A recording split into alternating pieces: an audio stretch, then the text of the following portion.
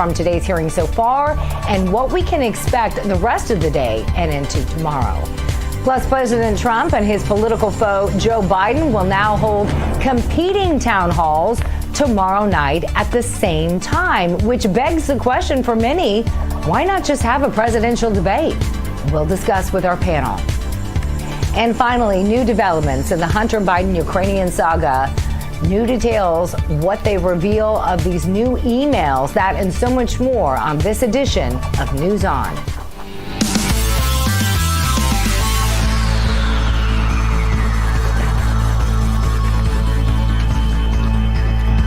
Happy Wednesday to you and welcome to this edition of News On. I'm Miranda. Thank you so much for joining us. It is now day 3 of the Senate's confirmation hearing for Supreme Court nominee Judge Amy Coney Barrett, and it continues once again. Democrats have tried to judge Barrett to tip her hand on issues like the Affordable Care Act, abortion rights, and a potential dispute in the upcoming election. But the Supreme Court nominee declined, citing the late Justice Ruth Bader Ginsburg's approach to her 1993 hearings: no hints and no previews.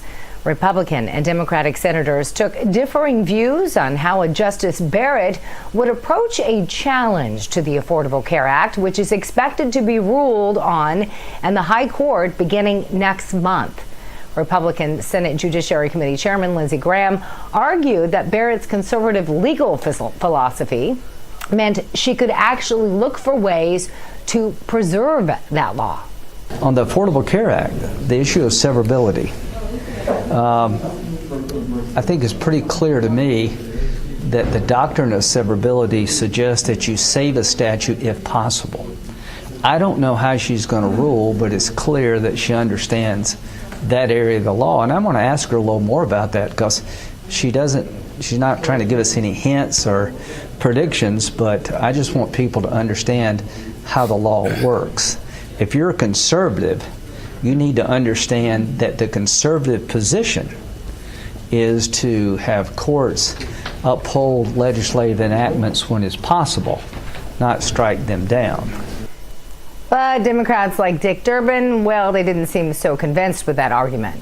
It's important for the millions of Americans who count on the Affordable Care Act to know that it'll be there when they need it in this pandemic. I'm afraid the statements made by Judge Barrett at this point cannot give them that assurance. And as we mentioned, Judge Barrett back on Capitol Hill once again today for day 3 of confirmation hearings. So we're in a brief recess. We'll take you back there live in a few minutes from now, about 40 minutes or so, give or take.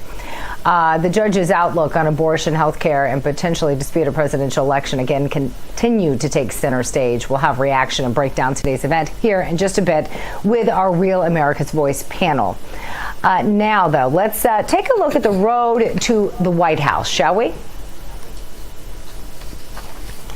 All right, President Trump and former Vice President Joe Biden will hold competing town halls tomorrow. The announcement comes after the cancellation of the second presidential debate. Trump's event with NBC News is now slated for 8 o'clock Eastern Time. It will take place in Miami. Again, tomorrow, it will compete with an ABC town hall featuring Democratic presidential nominee Joe Biden. Now, Trump and Biden, as you may recall, were originally scheduled to participate in a second presidential debate tomorrow night. However, Trump objected to the virtual format that was announced by the Commission on Presidential Debates after Trump's positive coronavirus diagnosis. As a result, the debate was canceled. Still ahead on this edition of News On, we want to take a look at some of the most impactful moments that have taken place so far during these confirmation hearings. We will be continuing to do that throughout the day. But right now, we want to take a look at Laura Trump, who had some very powerful words that she wanted to say when it comes to the president's diagnosis of COVID-19, something that he is now tested negative for. We're so excited to have you join us for our second Sunday in a row of A Prayer for America. I want to introduce our special guest this afternoon, the President of the United States, Donald Trump.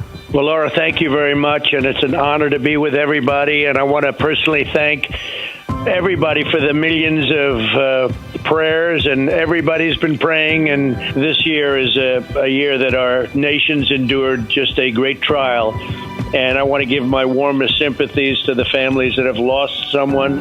And I've lost many friends. I've lost 5 friends, and we know that God hears our prayers. We have no doubt about it. He's always with us, and he'll always help us to overcome this challenge.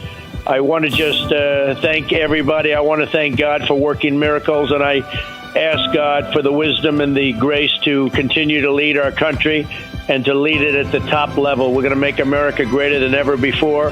You have been incredible friends. The relationship that I've had with you has been inspirational to everybody. I love you. I appreciate you. I've known you a very long time, and you are a great man. Keep fighting the good fight. It's a good fight. It's a battle. We all have to fight. We all have to press through.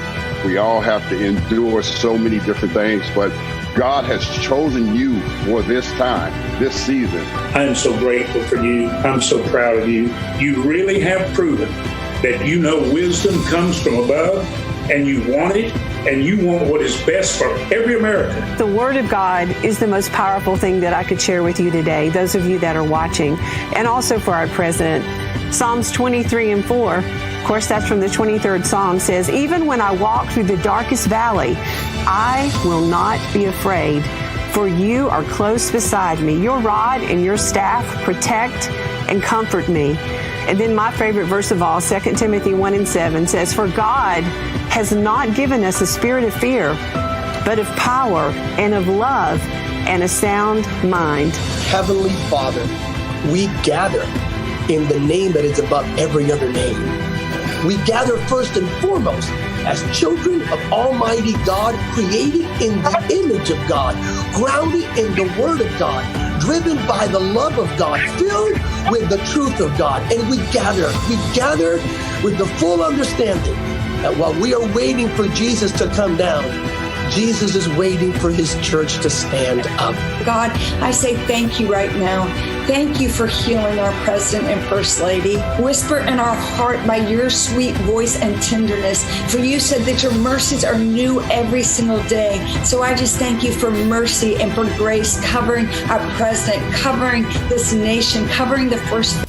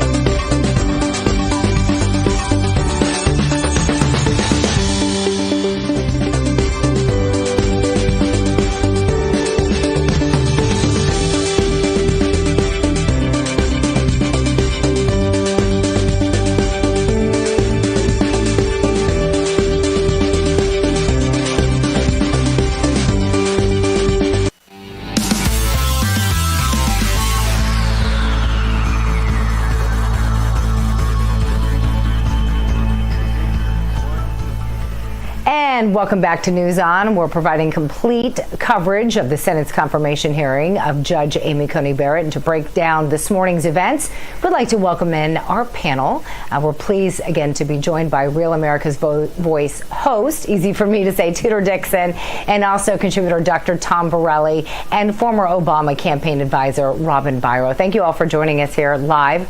Pleasure to have you. Good to have you. Let's go ahead and take a look at what Chairman Lindsey Graham had to say during this morning. Again, this is day 3 of the confirmation hearing. Let's take a look at what he had to say. Let's talk a little bit about yesterday, Obamacare. This hearing has been more about Obamacare than it has you. Obamacare is on the ballot. If you want socialized single-payer health care, that's on the ballot. Why do many of us object to Obamacare? It was written and passed on a partisan line, I think on Christmas Eve. Most big changes in society have more buy-in than that. You're talking about 1/5 of the American economy. And as I said yesterday, from a South Carolina point of view, this has not worked out well. We started with 5 exchanges. We're down to 1. You have one choice. 4 rural hospitals have closed. Premiums have gone up, not down, by an average of 30%. And when you look at the formula used by Obamacare, I can understand why Senator Harris likes it the way it is. I can understand why Chuck Schumer likes it the way it is. 3 states get 35% of all of Obamacare dollars. New York, California, Massachusetts. They're 22% of the population. In South Carolina, if you had a per patient formula, no matter where you lived, you got the same contribution from the federal government. South Carolina would receive almost an additional $1 billion.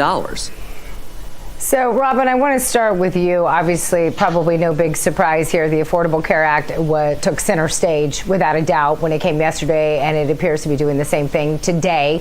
That appears to be the main tactic when it comes to Democrats, even though they pretty much know that this is a done deal, that the judge is going to be confirmed. So a lot of people are saying this is more or less political theater to garner up support from both parties to get people to the polls. Would you agree with that assessment? Look, Miranda, I can't disagree with that because there's a lower ruling in a lower court that's going to be hitting the Supreme Court on November the 9th, just a few days after the election. 20 million Americans will face possibly losing their health insurance. It's a serious issue, and I know that Judge Barrett has issued other policy statements before that have indicated where she stands on this. So we're right to bring it up. It's just not going to do anything to change the outcome, Miranda.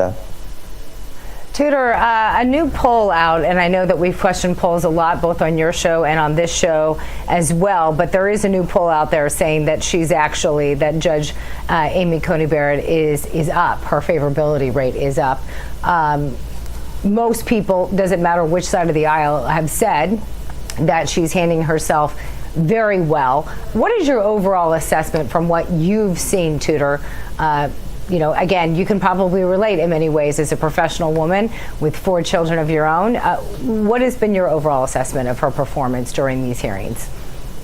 Well, she's been calm, cool, and collected. She knows her stuff. She's obviously, they pointed out that she has this one blank notebook in front of her. That's because she is a professor. She teaches this for a living. She has come out several times and said, I am not here to create the law. I am here to interpret the law. That's what the judges do. So whatever you bring me as the law, you folks here in the Senate, you create the laws. That's not my job. I am also not a legal pundit. Now, as I'm watching other shows on the mainstream media today, I'm hearing them saying she was refusing to answer questions. So if I'm watching that and I haven't seen these hearings, I'm thinking, oh, this woman is she's just ridiculous. She won't answer any of these questions. That's not what she's doing. She said very clearly, I will not give you my opinion on cases that will be before the court. She has been professional. She has been calm. Her facial expressions have been steady. I think that she is a woman that most women look at and say, I wish you were parenting my children. You're so incredible. How are you handling all these children in the Senate? She must be the most measured mother in the world. Dr. Borelli, obviously we still have one more day to go, but they're expecting to vote on this tomorrow morning. Again, hearings picking up again at 9 o'clock in the morning. They'll reconvene for about a week. What do you anticipate in the hours ahead today and leading into tomorrow? Well, Miranda, I expect to see the same thing we've been seeing over the yesterday, today, and I expect to see the same tomorrow. I think you see an excellent judge, a brilliant individual that I think is a role model for all Americans, even male. You sit there and watch just excellence in action. The woman is composed. She knows her stuff. No briefing books. It is really impressive, and I think that's one of the most important things. And, addressing the political situation, I think Democrats learned from the disaster of the Kavanaugh hearing to stay away from any kind of personal attacks, make it about the law as it should be, and as far as they could go is trying to make it about Obamacare. But at the end of the day, I think we're seeing excellence in action. I think President Trump made a fantastic pick, and I think her sitting there for all these hours really shows what a great choice President Trump made, and I think it may actually help him as well in the polls. Yeah. Interesting points from all of you. Robin, going back to you, we only have a few minutes remaining in this segment so far. So what's the best case scenario for Democrats? Again, going back to this idea that for the most part, it appears likely that she will in fact be confirmed, that Republicans have enough votes out there to confirm Judge Barrett. So what's the best case scenario for Democrats? What do Democrats need to do in the hours today and into tomorrow? Miranda, I'm really glad you asked that. As I've said before, an open seat on the Supreme Court actually hurts my party, the Democratic Party, because it will turn out evangelicals who are seeking to overturn Roe v. Wade. So the best case scenario is that Judge Barrett actually gets confirmed, but we do a good job representing our party and asking fair questions, like Dr. Borelli just said. I think we learned our lesson. Tudor, how impactful is this, confirmation hearing when it comes to the presidential election, in your opinion?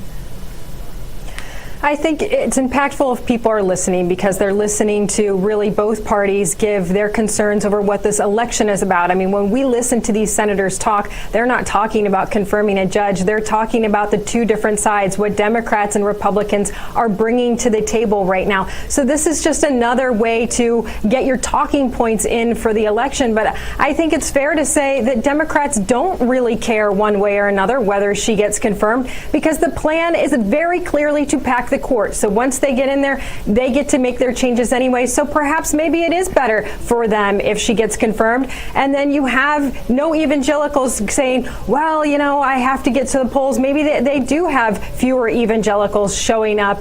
And if that's the case, then I guess the Republicans need to make that point out on the ground for the next, 19 or 20 days.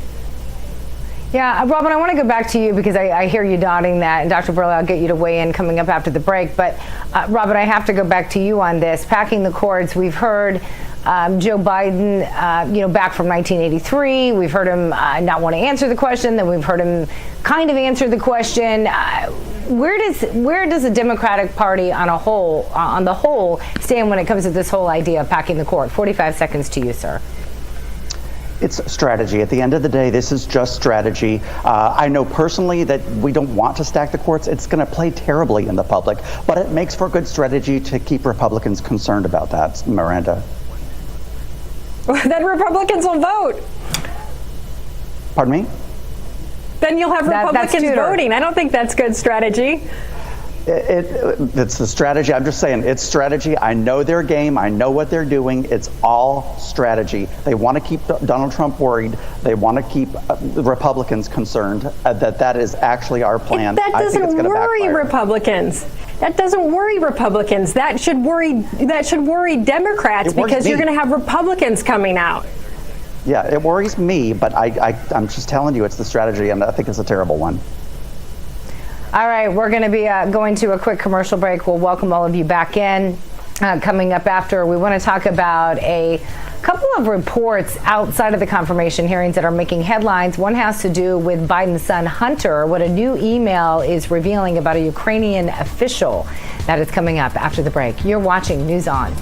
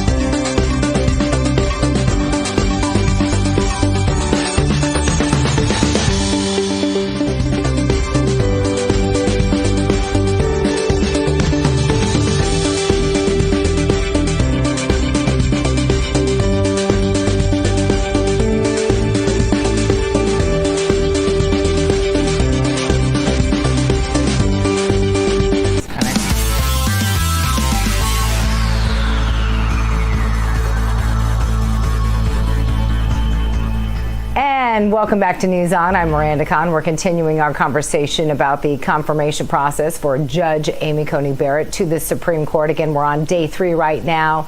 The Senate Judiciary Committee is in recess, should be reconvening again about a quarter till the hour. I'd like to welcome in a new face to our panel. We again have Tudor Dixon. She's the co-host of America's Voice Live, but also with her is her co-host, Steve Gruber. Thank you so much for joining us. Dr. Tom Borelli unfortunately had to leave us, but we'll have him back on here on Real America's Voice. And also rejoining us again is Robin Byro, joining us on the left. Nice to have you with us here again. I want to go to the confirmation hearings, but I also want to talk about a couple of reports that are making headlines, if we can, for a little bit. And that is some new details that have been revealed in a New York Post report that may or may not be addressed in tomorrow's town hall. Again, the president confirming that he is going to be doing a town hall tomorrow night with NBC's Savannah Guthrie, whereas his rival, Joe Biden, will be doing a town hall with ABC News. Again, they're both supposed to be taking place around 8 o'clock tomorrow in lieu of the second presidential debate being canceled. But let's get to this report. So according to this report, the vice president's son, Hunter, introduced Biden to a senior official from a Ukrainian energy firm. And it was that official who apparently became the focus of a controversy following the dismissal of a prosecutor who investigated that firm. Now, the Post claims that it has an email in which that Ukrainian thanked Hunter Biden in an April 2015 email for inviting him to Washington and, quote, giving him an opportunity to meet your father, as he put it, about a year after then Vice President's son had joined the company. Now, a May of 2014 email also shows that he sought advice from Hunter Biden on ways, quote, you could use your influence on the firm's behalf. This, again, according to the Post. The Post claims that communication contradicts comments by Joe Biden that he hasn't spoken to his son about his business dealings, but the email doesn't detail the extent of that meeting or whether Biden spoke to his son about it. Robin, I want to get your reaction to this New York Post report. What impact, if any, do you think this will have on the vice president? And do you anticipate it to be brought up at all during tomorrow night's ABC News town hall with Joe Biden? Miranda, I'm dead sure that this will be brought up tomorrow night. The president would be foolish not to. And look, it is concerning. I've said before that this needs to be investigated because we need to be transparent with this. I'm not sure that we're getting the complete story, but the truth is that the sides are entrenched already. I don't think at the end of the day it makes any difference, so go ahead and investigate away. But do you think, now you said the president, I anticipate that the president will probably bring this up, but do you think that the moderator for Biden's town hall will bring up this issue, is the question I'm asking. On Biden's town hall, no, I do not think that this will be brought up by Joe Biden at all. He will be wanting to steer clear of this, but that's not his best approach. We need transparency on this issue specifically, Miranda. Stephen Gruber, I'd like you to weigh in. Well, let me tell you, I can be, first of all, let's make note of the fact that ABC and NBC are holding town hall events for each of the presidential candidates, but the Committee for Presidential Debate somehow can't bring themselves to hold the debate that should have happened with Joe Biden and Donald Trump on the same stage. That's just an aside that we should be aware of. Number two, this could be potentially devastating to the Biden campaign because let's remind you that Joe Biden said he never has spoken to my son about overseas business dealings. That turns out not to be the case at all. We now know a couple of things from this bombshell report in the New York Post. First of all, a computer was taken for repair in Delaware in 2015. Apparently it was an iMac that had been damaged by water, the iBook Pro, I should say. It was never picked up. The man that owned that business, the way I understand the story, then looked at what he found in there, and he found all of these emails, lewd videos involving Hunter Biden doing drugs with unidentified women and doing lewd acts as well. And then the back and forth thanking Hunter Biden being thanked by Ukrainian officials for introducing them directly to his father, then Vice President Joe Biden. It flies in the face of everything that Joe Biden has said. It's completely dishonest if the Post turns out to be true. And now we know that Ron Johnson and his committee at the United States Senate are also looking to it. That's the Homeland Security Committee, looking into see if they can validate the information here. From what we understand, this computer was taken by the United States government by warrant or subpoena, but the man that had the repair shop downloaded everything before he gave the computer to the government. Smart move on his part, proves everything that happened here. This is not something Joe Biden can ignore for the next 3 weeks, like court packing, which he's tried to ignore for 3 weeks now. The American people deserve to know. Was there influence peddling going on here? Because that's exactly what it looks like, influence peddling, offering to take money, Hunter Biden, to introduce people to his father, who clearly knew this was going on, because only 8 months after this all happened is when Joe Biden famously said, well, son of a bitch, they fired the guy. Oh, they did, Joe? That's good to know, because this is all going to come out in the wash now.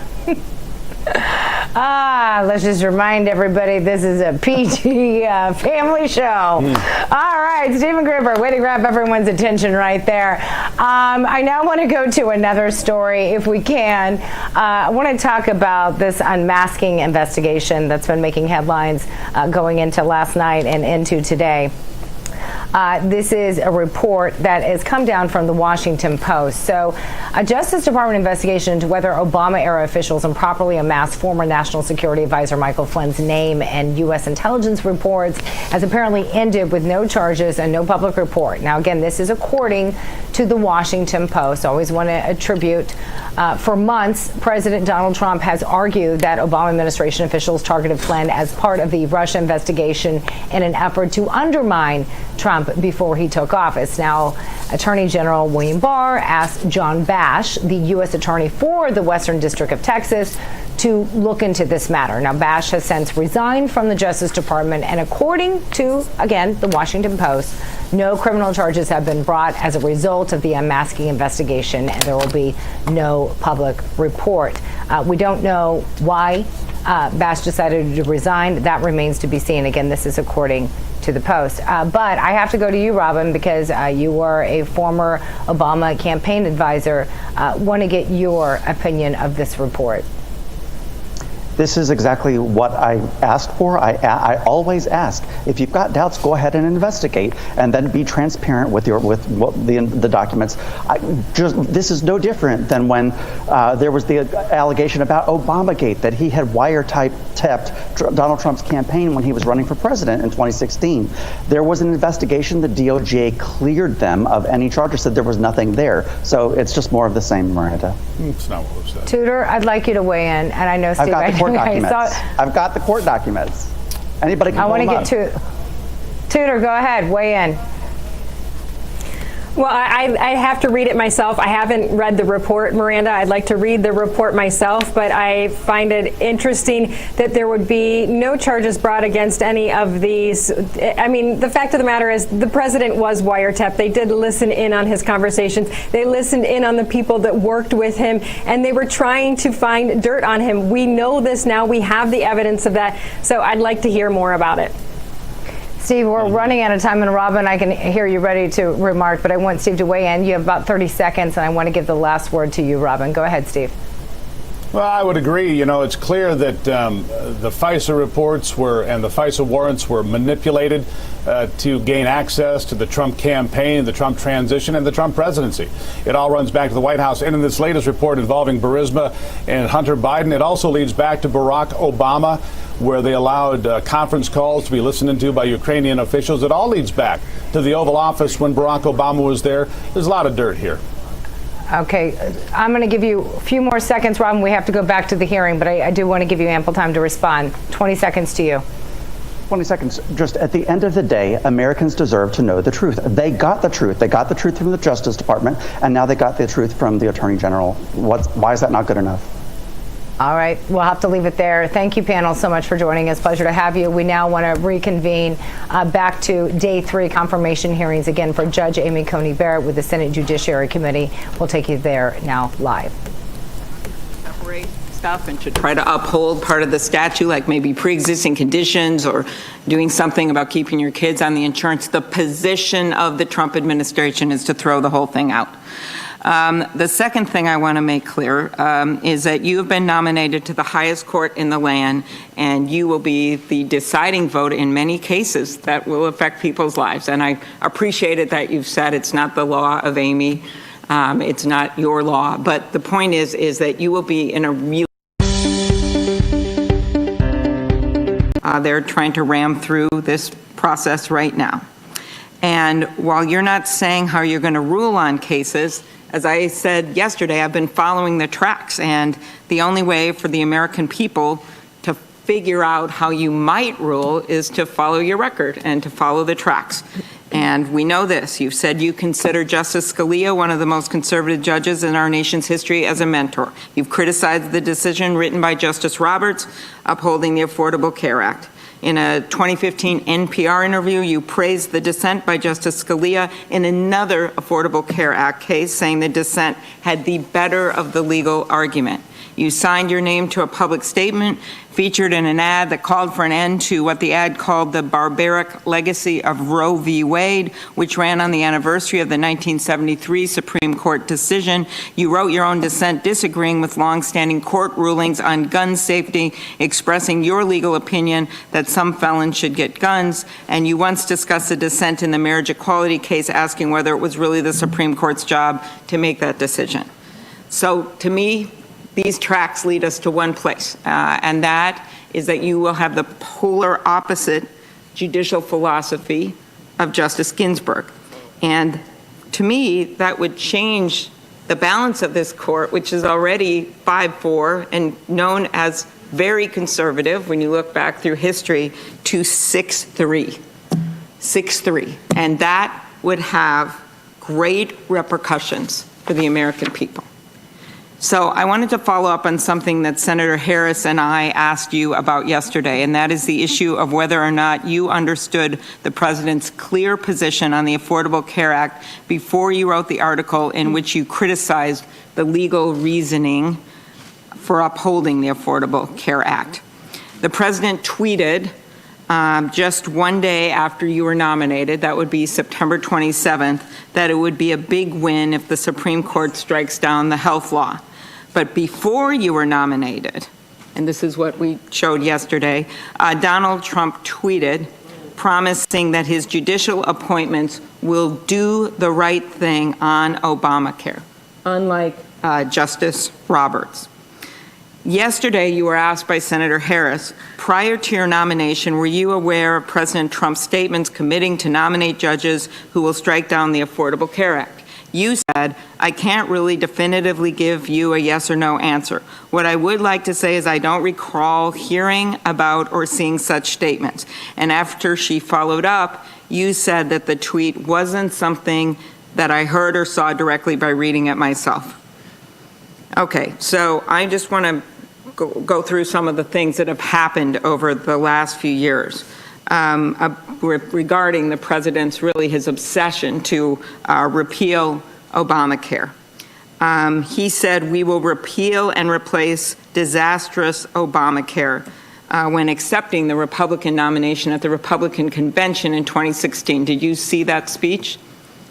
At the Republican convention in 2016. I'm not asking if you were there. I was asking if you saw it on TV. No, I don't believe I watched any of the convention on TV. Or okay. I did. I don't remember any of it. He has said things like, it begins, he wants to immediately repeal and replace the disaster known as Obamacare. He has said that he wants to get rid of it. He has said in States of the Union, I am calling on Congress to repeal it. He said, can you believe that Mitch McConnell, who has screamed repeal and replace for 7 years, couldn't get it done? So there have literally been hundreds of statements by him, by my colleagues, and I just find it hard to understand that you were not aware of the president's statements. I am aware that the president opposes the Affordable Care Act. I'm aware that he has criticized the Affordable Care Act. I took Senator Harris's question yesterday to be referring to the specific tweet, maybe the one that you have behind you, about how he wanted to put a justice on the court to replace Obamacare. And I'm definitely aware of that tweet now. And as I said to Senator Harris yesterday, it came up in some of my calls with Democratic senators, brought it up.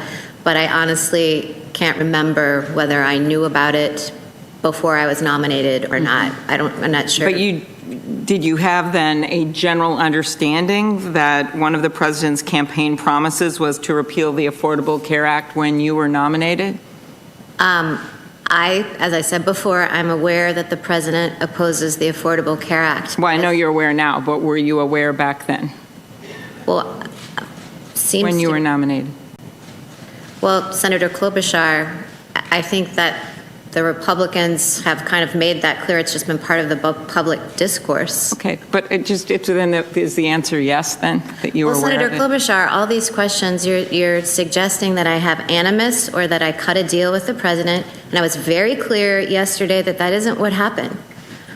Were you generally aware of the president's statements when you wrote in an article in the University of Minnesota Law School Journal in 2017, the same year that you became a Seventh Circuit judge, that he pushed the Affordable Care Act beyond its plausible meaning to save the statute, that Justice Roberts had done that? Were you aware of that, of the president's statements when you wrote that article? So that article, Senator Harris told me yesterday, was published in January of 2017.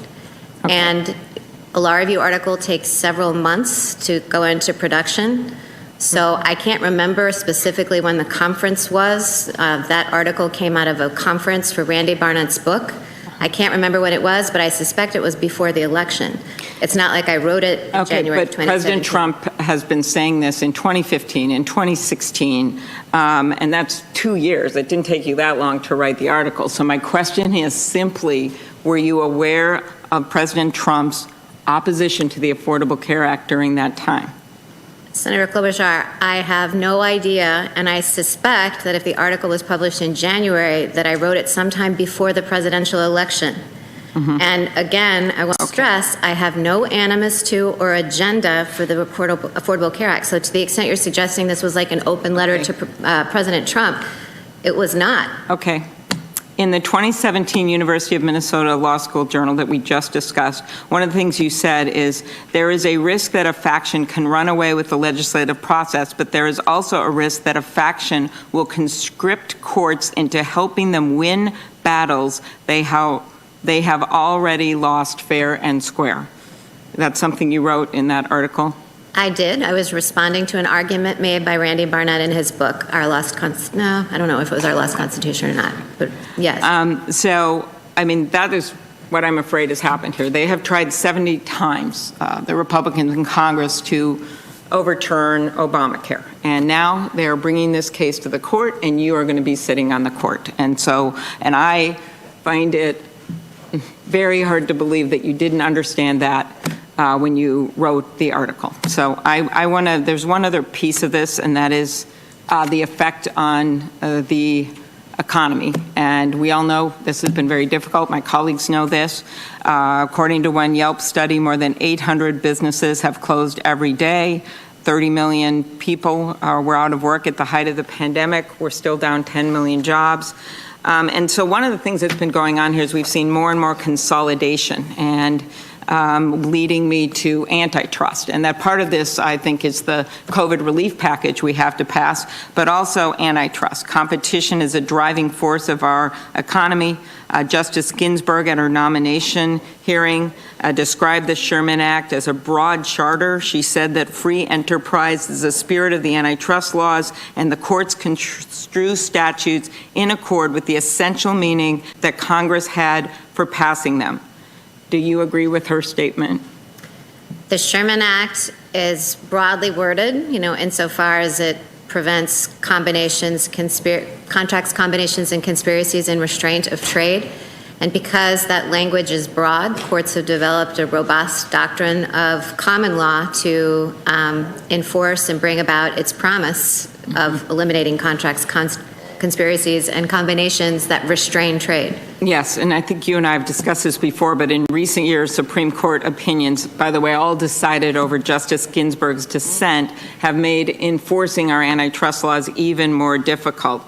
As a textualist, how would you reconcile the broad language of the Sherman Act with recent judicial precedent that has substantially narrowed the application of the statute in practice? Let's see, I can say as a textualist how I would approach the Sherman Act. And in the case of the Sherman Act, you're right that it's broad language. The text of the Sherman Act, as the court has determined over time, essentially permits the court to develop a common law.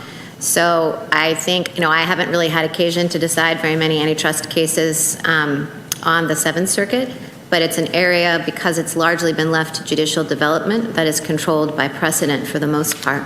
Mm-hmm. It is, and that's my concern right now, is that it has been so narrowed in its interpretation of the Sherman Act, the Clayton Act, that it's almost become impossible for people to bring those cases in any big way. I want to turn to something we talked about yesterday, which is elections. You worked on the recount in Florida that was related to the Bush v. Gore case, including on an absentee ballot issue on behalf of the Republican side of that case. Is that right? I did work on Bush v. Gore. I did work on behalf of the Republican side. To be totally honest, I can't remember exactly what piece of the case it was. There were no Don't worry, challenges. I'm not going to ask you that. Okay. We're in the middle of a global pandemic that is forcing voters to choose between their health and their vote.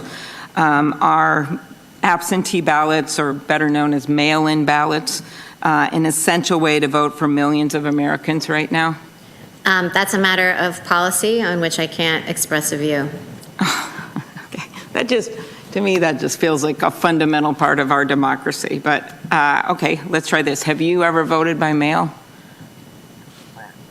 I can't recall a time that I voted by mail. It may be in college that I did when I was living away from home, but I can't, as I'm sitting here, specifically recall a time I voted by mail. Do you have friends or family that have voted by mail or are voting by mail? I have had friends or family vote by mail. And you understand we're operating in a moment where the president is undermining vote by mail, even though a number of Republican governors and Republican senators are supportive of it. Many argue that Bush v. Gore, and back to your earlier work, hurt the court's legitimacy. If you are confirmed, the Supreme Court will have not one, not two, but three justices, you, Justice Kavanaugh, and Chief Justice Roberts, who worked on behalf of the Republican Party in matters related to the Bush v. Gore case. Do you think that that's a coincidence? Senator Klobuchar, if you're asking me whether I was nominated for this seat because I worked on Bush versus Gore for a very brief period of time as a young associate, that doesn't make sense to me. I just think it's such a coincidence to me. I actually didn't know it until yesterday. But will having justices with this background, two of whom were appointed by the current president, decide any cases related to the upcoming election, do you think that will undermine the legitimacy of the court? Asking whether something would undermine the legitimacy of the court or not seems to be trying to elicit a question about whether it would be appropriate for justices who participated in that litigation to sit on the case rather than recuse. And I went down that road yesterday saying it's a legal question. You said you wouldn't recuse. That's why I thought it was That isn't what I said. I said I wouldn't commit. I wouldn't pre-commit. You're right. You said you wouldn't announce your decision on recusal, and you wouldn't commit to recusing. But again, I think the public has a right to know that now three of these justices have worked on the Republican side on a major, major issue related to a presidential election. One thing I wanted to revisit quickly, Smiley v. Home. The reason I asked about that is that this would be unprecedented right now we're in an unprecedented time where we have a president who refuses to commit to a peaceful transfer of power, working to undermine the integrity of this election. And yesterday you wouldn't commit to recuse yourself from the case we just talked about. But now we're considering your confirmation to the highest court in the land in the midst of this election. And in Smiley v. Home, where the Supreme Court held that a governor is part of the legislative process, and therefore a legislature cannot unilaterally change election rules, that could be very important because we have a number of swing states where we have legislature of one party, governor of the other. And we have this precedent that has been on the books for nearly 90 years. Do you think that that is established Supreme Court precedent? It said that a governor is part of the legislative process. I actually am not familiar with that case, but it is precedent. Obviously, it's a precedent of the court. Okay. I wanted to turn to one last issue, and that is First Amendment and freedom of the press, near and dear to my heart. My dad was a journalist. He would go everywhere for a good story and cared a lot about freedom of the press. And regrettably, our right to a free and independent press is under assault. We have witnessed unprecedented attacks on journalists and journalism in the past several years. Our president frequently uses his Twitter account to attack news organizations. He has accused the media of being fake news and called them the enemy of the people. Obviously, we also have journalists overseas that are under attack by dictators. I want to pay special tribute to those brave journalists whose dogged pursuit of the truth never wavered despite threats of imprisonment, violence, and even death. Journalists like Jamal Khashoggi and the men and women of the Capitol Gazette. Their legacy is proof that fear will not silence facts. The founders recognized that a free press is vital to a vibrant and strong democracy, and that's why we need Supreme Court justices who understand the importance of protecting the right of journalists. First Time v. Sullivan, you know that's a landmark ruling and with the support of the First Amendment protections for the press and protecting journalists unless they say something untrue with actual malice. Justice Thomas has expressed skepticism with that case, writing in his concurrence in McGee v. Cosby that if the Constitution does not require public figures to satisfy an actual malice standard in state law defamation suits, then neither should we. Do you agree with Justice Thomas that the court should reconsider the actual malice standard because it is inconsistent with the original meaning of the Constitution? Well, Senator Klobuchar, I can't really express a view on either New York Times v. Sullivan or Justice Thomas's critique of it without violating the principle that I've repeatedly stated that all nominees follow, that, I can't comment on matters of litigation or grade precedents that the court has already decided. I also want to ask you about how journalists have been deterred from doing their jobs under the threat of jail time. After the Supreme Court's 1972 decision in Brandsburg v. Hayes, many federal courts of appeals have recognized what's called the reporter's privilege, which protects a reporter's First Amendment right to protect his or her sources from disclosure in certain circumstances. The Seventh Circuit, by the way, on which you serve, has rejected a constitutional basis for a reporter's privilege. Under its original public meaning, does the First Amendment protect a reporter's decision to protect a confidential source? Well, again, that would be eliciting a legal conclusion from me, which I can't answer in a hypothetical form in the hearing. It's also a question, as you point out, that's closely related to ones that are being litigated. Okay, one last try. Do you agree that if reporters cannot protect their sources, they are less likely to be able to find confidential witnesses willing to share information, confidential informers willing to share information about issues of public importance? Well, Senator, that would both be a policy question, a matter of public policy, which I can't express a view on, and presumably also one that might factor into the question of what the First Amendment protects. So again, that's not something that I can give an opinion on in this context. Okay. I guess my last thing I'll just say is I hope people watching out there are going to follow the tracks of this record and are going to vote. Thank you. Thank you. Senator Sass. Thank you, Chairman. Welcome back, Judge Barrett. Let's start with how judges should look back on their career at the end of it. So if you are confirmed 30 or 40 years from now, when you hang up your robe and sit on a front porch in South Bend or wherever, probably with a big gaggle of grandkids around you, how will you judge whether or not you had a successful career as a judge and justice? I would judge whether I'd had a successful career by whether I'd always acted with integrity, whether I had always followed the rule of law and resisted the temptation to twist the law in the direction that I wanted it to go, whether I had treated my colleagues kindly and with collegiality, whether I had mentored, helped, and had good relationships with my clerks and any assistants or staff that I had. I mean, because both the law and the people are important. And how would that differ from how a senator should look back on her or his career after hopefully not 30 or 40 years, but in my view, 12 would be a good limit. But how should senators look back on their career, and how does it differ from judges? Well, let's see. So I probably can't say how a senator himself or herself would, but I'll say as a citizen how I might evaluate a senator's career at the end of it. And that would be to say, did he pursue good policy? Did he, sponsor legislation or vote for legislation that advanced the cause of the common good in the United States? So I think when you corrected my question so that you didn't even pretend there was a hypothetical where you saw yourself as a senator, I heard both Todd Young and Mike Braun just have these huge gasps of relief at the thought that you're not going to be running for Senate from Indiana at some point. I think it's been clear in our conversations over the last 3 days that a number of us who are excited about your originalism and who believe the job of a judge is very different from the job of a policymaker, don't think that polling has any place in the questions before us at this point.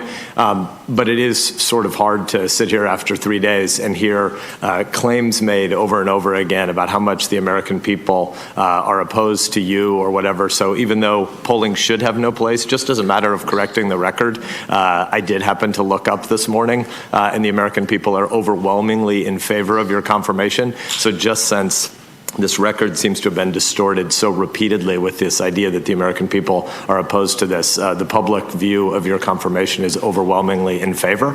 I think it's plus 17 in the polling of this morning. But anyway, I certainly don't want you to comment on that. I'd like to transition to your writings a little bit. You, again, are a prolific writer. I think Justice Breyer is the only person currently sitting on the court that I can see that looks like he's written more than you have. And he's got a few decades of extra time as an adult writing relative to you. Can you tell us how you think your writing might change in the future? How will you pick venues, topics, audiences? What will you write about as a justice? Again, presuming confirmation. Yes. So I would say, most of my writing was during my time as a full-time law professor. The only thing I have published, I think, since being confirmed to the bench was I published a lecture that I gave at Case Western. And then I edited a transcript of remarks that, I gave on a panel, but it wasn't like a full-length article with an idea. I found, frankly, that it's hard to manage, all the demands of family life and the job and writing the kind of scholarly articles that I did in the past. If I remained on the Seventh Circuit and, perhaps if I'm confirmed at some point in the Supreme Court, I would like to do more of that, but more in the vein of, say, what Justice Breyer does now, or what my colleague Judge Frank Easterbrook does, which is, writing that is designed to kind of educate. And I'm Miranda Kahn here on News On. You've been listening live to day 3 of confirmation hearings for Judge Amy Coney Barrett. That is going to continue now for several hours. Be sure and keep it right here on Real America's Voice, and be sure to keep it on America's Voice Live with Tudor Dixon and Steve Guvro for continuing live coverage of this hearing. This is day 3. It will continue again tomorrow with a vote expected at 9 o'clock in the morning, and we will see you back here tomorrow at noon Eastern. Enjoy the rest of your day. More of that civics education. You've named a few. I think there are some others over the last 30 or 40 years who've also done a lot of public civics education. I differ with former Chairman Grassley of this committee about whether cameras would be a good idea in the court. Again, not asking you to opine on that. I'm glad we get the audio transcripts. I'm glad we have a lot of press that cover the court. I think we'd get a lot more Michael Avenatti nonsense if we had cameras in the court. I think we right now get a lot of transparency into the court, but we don't have as much theatrics from those who are arguing before the court. So I think more cameras in the court is a bad idea. More justices before the public explaining the structure of our constitutional system would be a huge asset. And given your history with Notre Dame students and law students, it seems like a natural fit for you. So for what it's worth, I think you have a lot of people who would encourage you to take up that civic calling. To tackle a few of those constitutional structure questions for a popular audience, can you explain what the Ninth Amendment is about? Why do we have it?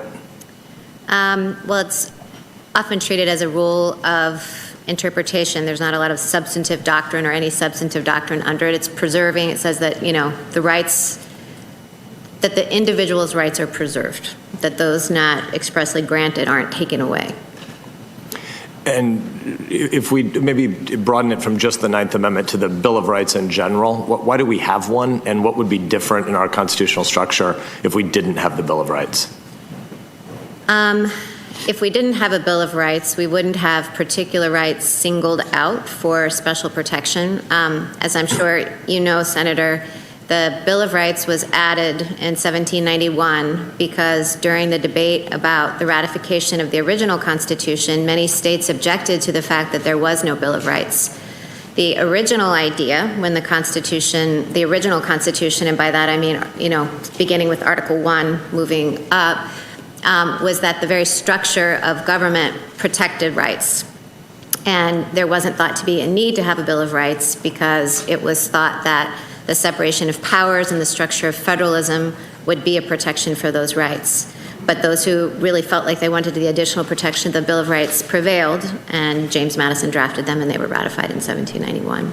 So I don't mean to put words in your mouth. I mean to lay out a hypothesis so you can expand upon it or correct me. But is it fair to say that most governments in human history have had a default assumption of prohibition? Governments can do whatever they want, and citizens don't have rights unless governments proactively give them rights. The default assumption is you don't have freedom of religion in most governments across. Welcome to America's Voice Live. It's Wednesday, October 14th. I'm Tudor Dixon here with Steve Gruber, and you are watching continuing coverage on Real America's Voice of the confirmation hearing for Judge Amy Coney Barrett.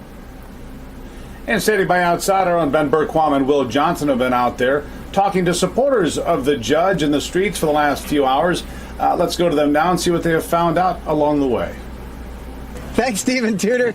We're out here in front of the Supreme Court, day 3, and we've got the Young Women for Life. What is the official? It's Students for Life. Yeah, we're the SCOTUS Squad is what we like to call ourselves. The SCOTUS Squad, and with the chant, "We are the pro-life generation!" I love it. I love it. I love it. So why, ladies, we'll go around.